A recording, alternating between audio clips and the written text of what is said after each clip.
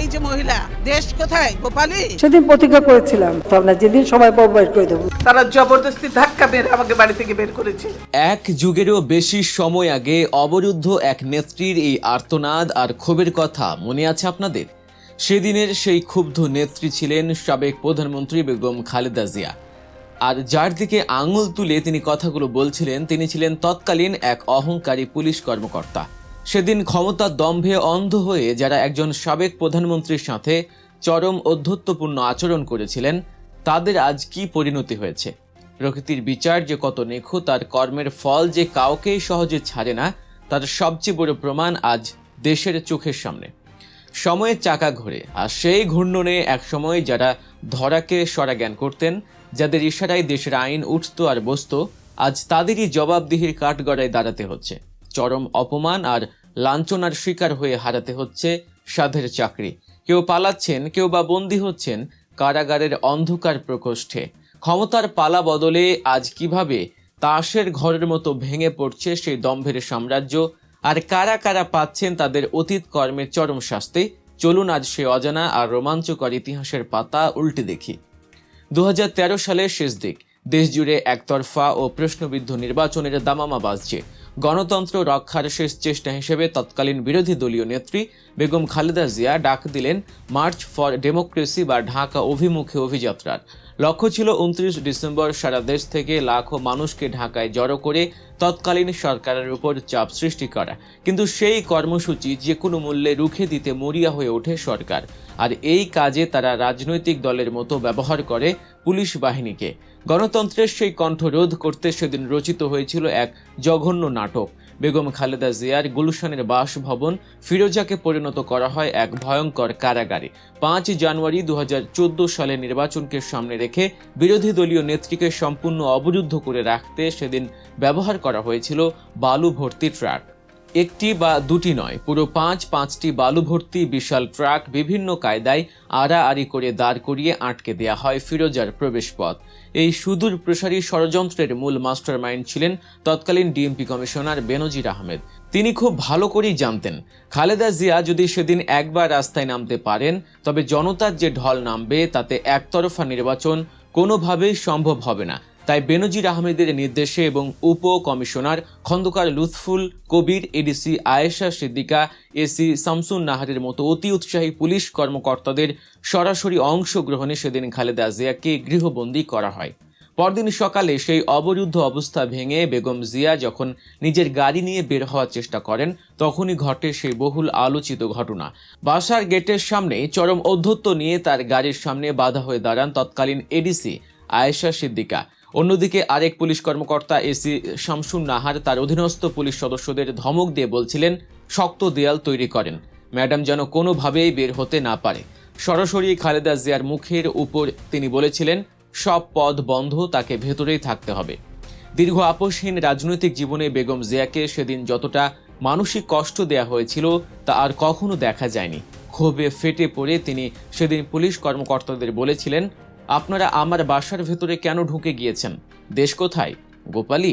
একজন সাবেক প্রধানমন্ত্রীর সাথে এমন অমানবিক আচরণ, এমন বেয়াদবি আর শিষ্টাচার বহির্ভূত কর্মকাণ্ডের পুরস্কার সেদিন তারা হাতে হাতেই পেয়েছিলেন। তৎকালীন সরকার তাদেরকে পুরস্কৃত করতে একটুও কার্পণ্য করেনি। বেনজির আহমেদ ক্ষমতার অপব্যবহার করে র্যাব প্রধান এবং পরবর্তীতে পুলিশের সর্বোচ্চ পদ আইজিপি হয়েছিলেন। গড়ে তুলেছিলেন হাজার হাজার কোটি টাকার অবৈধ সম্পদের পাহাড়।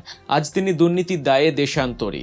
অন্যদিকে সেদিন খালেদা জিয়ার সাথে অধ্যত্ত দেখানো শামসুন নাহার রাতারাতি সরকারের গুড বুকে চলে যান। পুরস্কার হিসেবে তিনি চাঁদপুর এবং গাজীপুরের মতো গুরুত্বপূর্ণ জেলার এসপি বা পুলিশ সুপারের দায়িত্ব পান। দাপটের সাথে চাকরি জীবন পার করে তিনি অতিরিক্ত ডিআইজি পদেও পদোন্নতি লাভ করেন। একইভাবে এডিসি আয়েশা সিদ্দিকাকে অত্যন্ত গুরুত্বপূর্ণ জেলার এসপি বানানো হয়। পরবর্তীতে তিনিও অতিরিক্ত ডিআইজি পদে পদোন্নতি পান। খন্দকার লুৎফুল কবিরকে পুরস্কৃত করে গাজীপুর মহানগর পুলিশ কমিশনার বানানো হয় এবং পরে অতিরিক্ত আইজিপি করা হয়। কিন্তু ক্ষমতার দম্ভ যে চিরস্থায়ী নয় তা তারা ভুলে গিয়েছিলেন। রাজনৈতিক পট পরিবর্তনের পর আজ সেই দাপুটে কর্মকর্তাদের কপালে জুটেছে চরম অপমান। সম্প্রতি স্বরাষ্ট্র মন্ত্রণালয় থেকে এক কড়া নির্দেশনার মাধ্যমে পুলিশের 33 জন উচ্চপদস্থ কর্মকর্তাকে একযোগে বাধ্যতামূলক অবসরে পাঠানো হয়েছে। যে ক্ষমতার পদমর্যাদার অহংকারে তারা ধরাকে সরাজ্ঞান করতেন, সেই পুলিশের চাকরি থেকেই তাদের ঘাড় ধরে বের করে দেয়া হয়েছে। এই বাধ্যতামূলক অবসরের তালিকায় রয়েছেন খন্দকার লুৎফুল কবির এবং সেই শামসুন নাহার। এছাড়াও রয়েছেন 14 জন ডিআইজি, 18 জন অতিরিক্ত ডিআইজি এবং একজন পুলিশ সুপার। এদের অতীত ঘাঁটলে দেখা যায় এরা প্রায় সবাই 2018 সালের চরম বিতর্কিত রাতের ভোটের নির্বাচনে বিভিন্ন জেলার এসপি বা মহানগর পুলিশের ডিসি হিসেবে দায়িত্ব পালন করেছিলেন। রাতের অন্ধকারে ভোট বাক্স ভরার সেই মাস্টার প্ল্যান বাস্তবায়নে এদের ভূমিকাটাই ছিল সবচেয়ে বেশি। বিরোধী দলের নেতাকর্মীদের উপর দমন পীড়ন চালিয়ে ভোটের মাঠ পুরোপুরি ফাঁকা করে দিয়েছিলেন তারা। আর সেই পাতানো নির্বাচন উপহার দেওয়ার বিনিময়ে তারা পেয়েছিলেন নগদ পুরস্কার, প্রমোশন আর ক্ষমতার দাপট। এই চাকরি হারানো কর্মকর্তাদের অনেকেই ছাত্র জীবনে ছিলেন বিশ্ববিদ্যালয়ের দাপুটে ছাত্রনেতা। নিজেদের আসল রাজনৈতিক পরিচয় লুকিয়ে তারা চাকরিতে যোগ দিয়েছিলেন, কিন্তু যখনই তাদের পছন্দের সরকার ক্ষমতায় পোক্ত হলো তখন থেকেই তারা নিজেদের আসল রূপ দেখাতে শুরু করেন।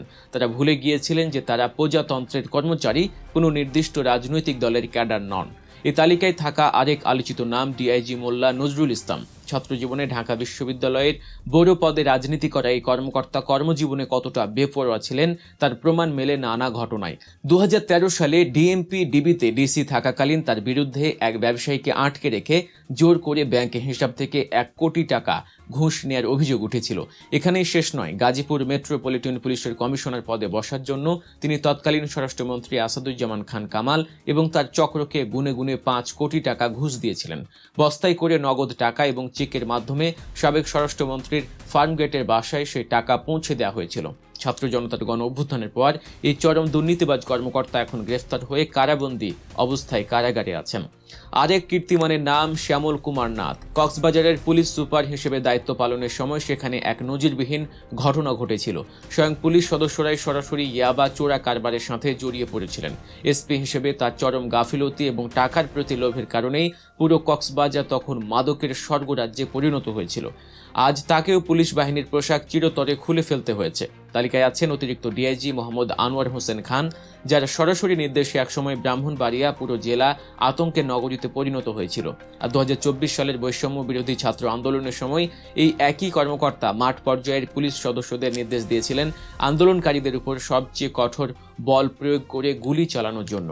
মজার বিষয় হলো, একটি নির্দিষ্ট জেলা চাঁদপুরের প্রায় 3 জন প্রাক্তন পুলিশ সুপার একসাথে বাধ্যতামূলক অবসরে গেছেন। শামসুন নাহার ছাড়াও চাঁদপুরের আরেক প্রাক্তন অতিরিক্ত এসপি এটিএম মোজাহিদুল ইসলামকেও একইভাবে অবসরে পাঠানো হয়েছে। অর্থাৎ একটা সময় যারা নির্দিষ্ট জেলার একচ্ছত্র অধিপতি ছিলেন, আজ তারা সবাই একসাথে ক্ষমতার স্বাদ থেকে বঞ্চিত। এখন যখন তাদের এই করুণ পরিণতি নিয়ে প্রশ্ন করা হয় তখন অনেকেই সাফাই গাওয়ার চেষ্টা করেন। তারা বলেন সরকারের নির্দেশে তারা শুধু চেইন অফ কমান্ড মেনেছেন, ঊর্ধ্বতন কর্মকর্তাদের নির্দেশ পালন করা ছাড়া তাদের নাকি কোনো উপায় ছিল না। কিন্তু দেশের সাধারণ মানুষের মনে আজ একটাই প্রশ্ন, চেইন অফ কমান্ড মানার নামে কি নিরীহ মানুষের উপর অমানবিকতা চালানো, রাজনৈতিক দলের ক্যাডারের মতো বিরোধী দলীয় নেত্রীর সাথে চরম বেয়াদবি করা কিংবা কোটি কোটি টাকা ঘুষ বাণিজ্য করা জায়েজ হয়ে যায়? তারা কি আসলেই শুধু হুকুমের দাস ছিলেন, নাকি নিজেদের পকেট ভারী করা আর দ্রুত প্রমোশনের লোভে স্বেচ্ছায় এই জঘন্য অপরাধগুলো করছিলেন? পুরো এই বিষয়টি নিয়ে আপনাদের কি মনে হয়? আপনাদের মূল্যবান মতামত অবশ্যই আমাদের কমেন্ট বক্সে লিখে জানাবেন।